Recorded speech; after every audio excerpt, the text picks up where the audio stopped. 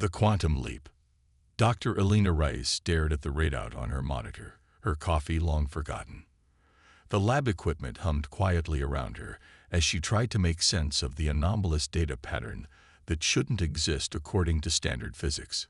She brushed a strand of dark hair from her face and adjusted her glasses, scrutinizing the results for the fifth time.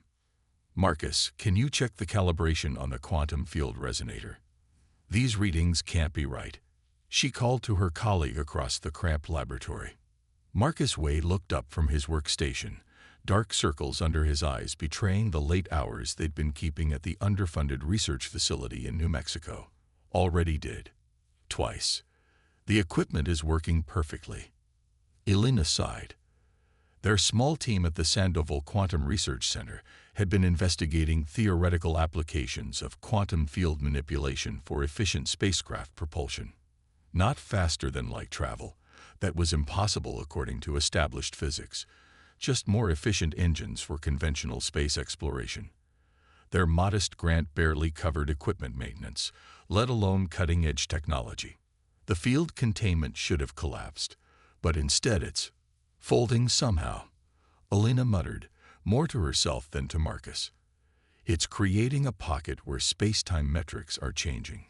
Marcus rolled his chair over to examine her screen. "That's not possible." "Tell that to the data," Elena replied, pointing to the unmistakable pattern. The accident had happened 3 days earlier when their team was testing a new quantum field stabilizer. A power surge had caused the equipment to malfunction, creating an unexpected interaction between their experimental field generator and the quantum stabilizer. Instead of failure, the result was a localized bubble where the fundamental properties of spacetime appeared to be altered. By the following week, Elena's team had expanded to include Dr. Kai Nakamura, a theoretical physicist, and Dr. Sarah Chen, an aerospace engineer. The 4 scientists worked in near secrecy, not from any government mandate, but from fear of ridicule. What they were seeing defied conventional physics. "If these readings are correct," Kai said during a late-night discussion, "we're not just pushing against spacetime, we're folding it." His hands moved in demonstration, bringing 2 points on an imaginary fabric together. A ship inside this field wouldn't be moving faster than light relative to local spacetime. The space itself would be manipulated. "A wormhole?" Sarah asked. Elena shook her head. "No, more like selective compression of space. Point A and point B remain in normal space, but the distance between them is temporarily reduced within the field." 3 months of exhaustive testing followed. The team constructed a small prototype, just large enough to accommodate a robotic probe. Initial tests were conducted in the laboratory, then moved to the desert behind their facility for safety. On a clear night in November, they activated the device. The probe disappeared. "Signal lost," Marcus reported, his voice tight with tension. Elena stared at the empty test platform. "No, not lost. Just elsewhere." 17 minutes later, the probe reappeared. Its data storage contained something impossible. Images of Jupiter and its moons, taken from a distance of just a few thousand kilometers. "It worked," Sarah whispered, examining the undeniable evidence. It actually worked. The implications were staggering. Their accidental discovery had just shattered humanity's understanding of physics and opened the doorway to the stars. "What do we do now?" Marcus asked, voicing the question on everyone's mind. The decision they made that night would alter humanity's future.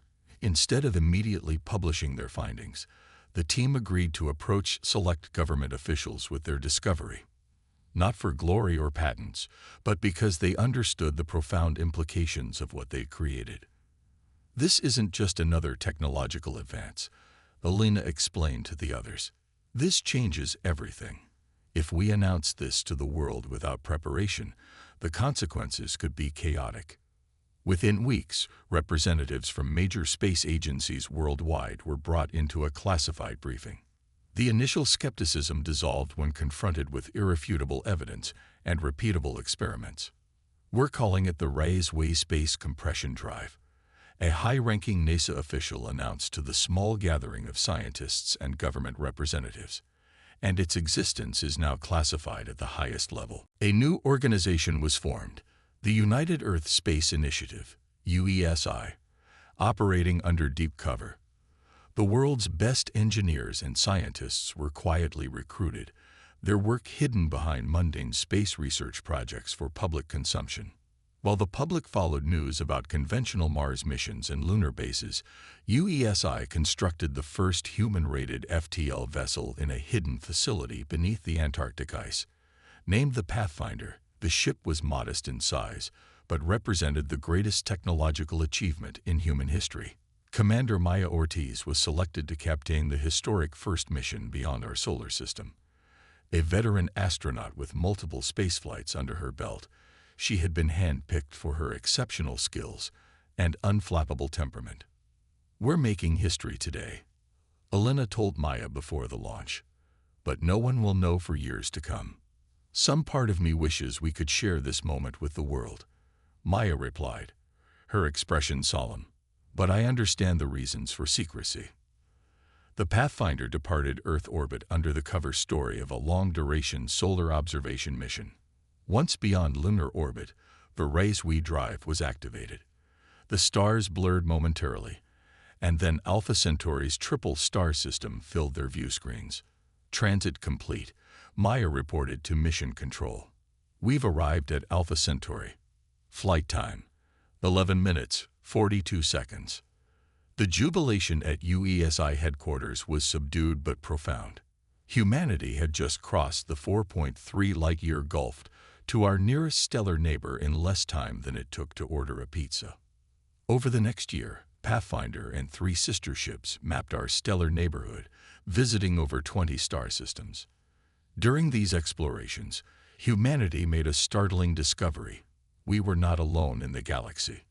Long-range observations detected artificial signals and evidence of spacefaring civilizations. At least 7 distinct alien species had achieved interstellar travel, some with vast networks of planets and outposts. But none appeared to possess faster-than-light technology. Their ships moved at impressive speeds, some approaching 80% the speed of light. But they were all bound by relativistic limitations. Their interstellar journeys took years or decades, while human ships could cross the same distances in hours or days. "They don't know we're here," Elena remarked during a briefing after Pathfinder's return. "And they don't know what we can do." The revelation prompted a pivotal strategic decision.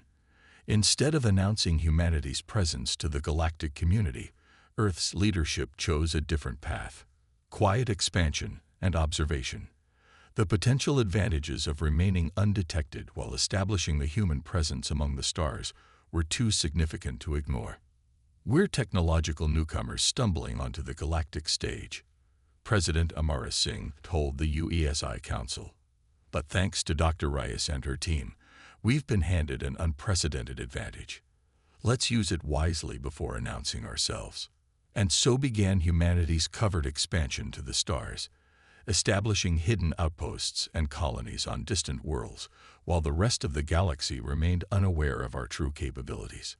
Earth maintained its public face as a planet just beginning to reach for Mars, while secretly, human ships slipped between the stars like ghosts. It was perhaps the greatest secret in human history, one that would ultimately change our species' destiny forever. First contact. 10 years after the Pathfinder's historic flight, humanity's hidden interstellar presence had grown substantially. 37 colony worlds across 22 star systems, each carefully selected for habitability and strategic value. Mining operations on resource-rich asteroids, automated observation posts monitoring alien civilizations, all invisible to the wider galactic community. Commander Elisa Chen stood on the observation deck of New Horizons Station, orbiting a terrestrial planet humans had named Vanguard. The colony below was home to nearly 5,000 people, with farms, research facilities, and the beginnings of a manufacturing center. No one outside the classified program knew it existed. "Status report on the Rigel sector," she asked her executive officer, Lieutenant James Okafor. Our sensor buoys detected increased traffic near the border of our expansion zone, James replied. The Arcturian ships are conducting what appears to be a standard survey. No indication they've detected any of our outposts. Elisa nodded, studying the holographic display. The Arcturians were one of the more advanced species they'd observed, with an empire spanning dozens of systems. Their technology was impressive. Fusion drives, advanced robotics, powerful weapons, but still limited by light-speed travel. Keep our assets in that sector dark, she ordered. No launches, no transmissions. The strategy had worked well for years. Human colonies maintained strict emissions control protocols. Ships activated their raise-we drives only when far from potential observers.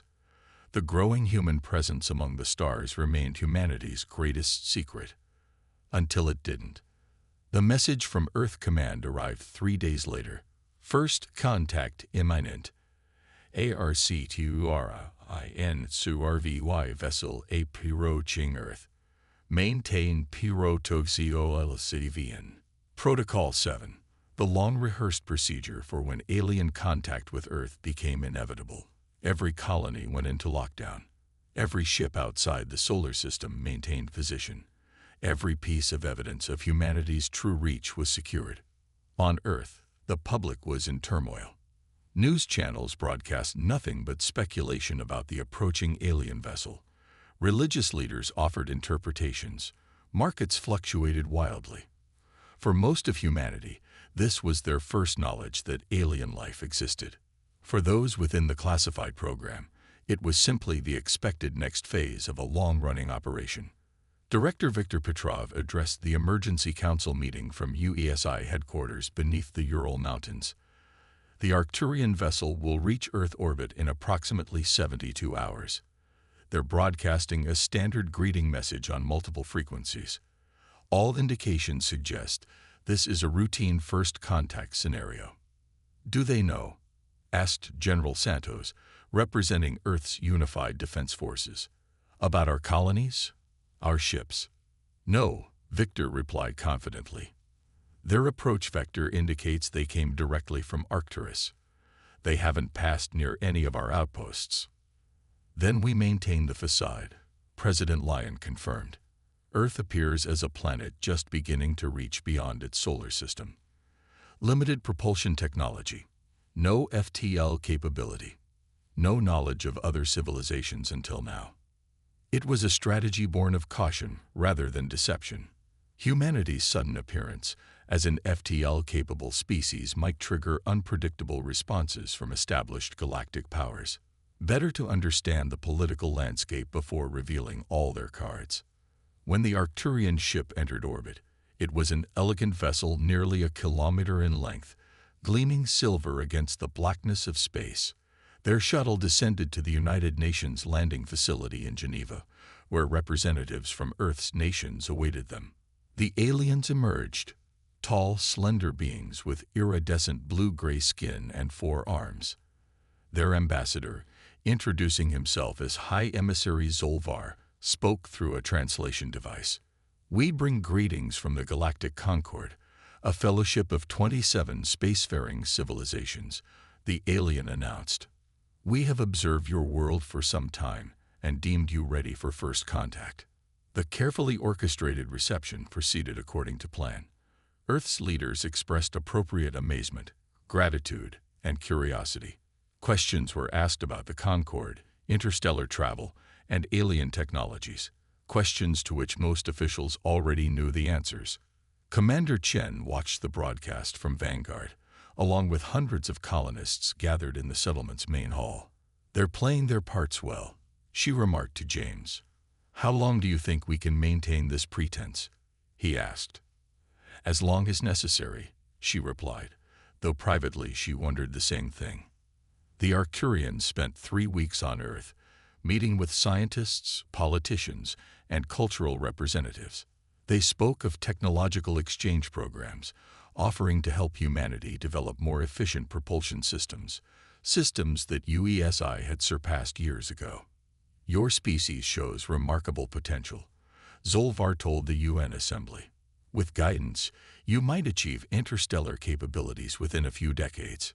Behind closed doors, Earth's leadership debated their next steps.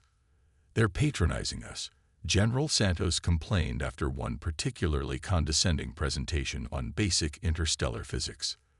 "Let them," President Lyon replied calmly. "Their underestimation gives us time." But the carefully maintained facade nearly collapsed when the Rigel incident occurred. An Arcturian scout ship, departing from Earth on a survey mission, detected anomalous energy readings near Jupiter. Investigation revealed traces of HFY drive activation. A human colony ship had violated protocols, activating its FTL drive too close to the solar system. The Arcturians immediately dispatched a message to Earth. "We have detected unusual space-time distortions in your outer system. Require explanation. Possible security threat to your planet." Emergency meetings followed. Denial would raise suspicion. Admission would reveal everything.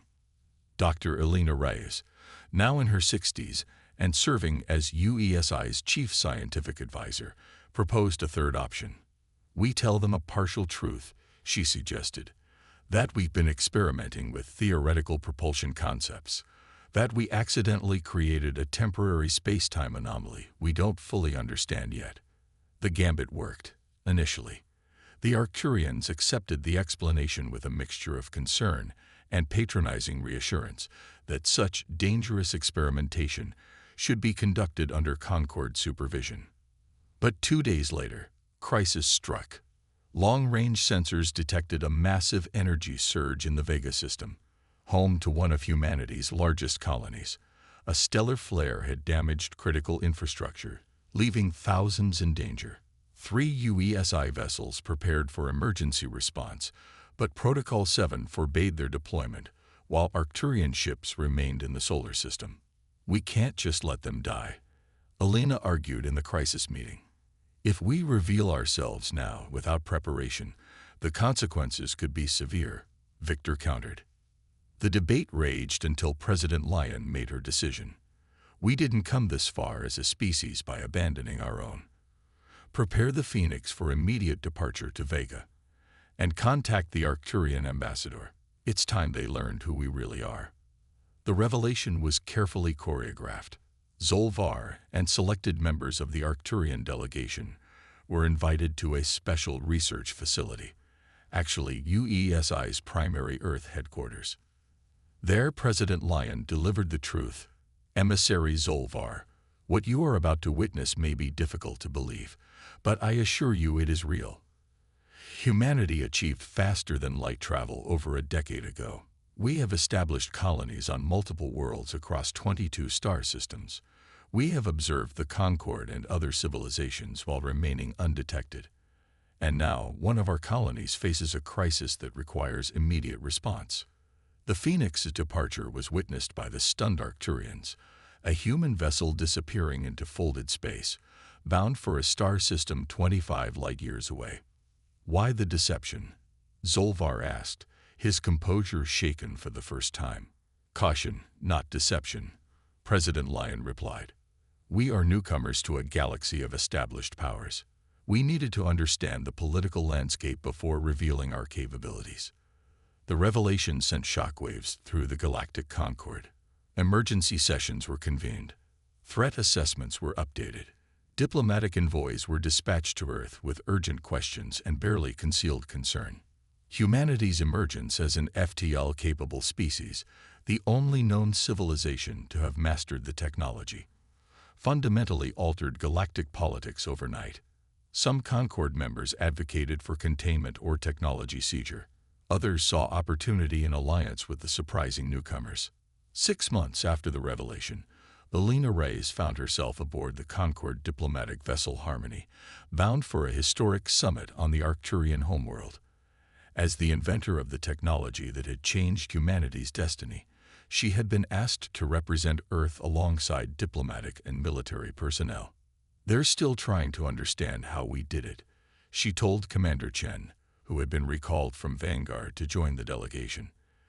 "Their physicists keep approaching the problem from the wrong theoretical framework." "Will you share the technology with them?" Chen asked. Elena smiled thoughtfully. Eventually, yes. Knowledge shouldn't remain confined.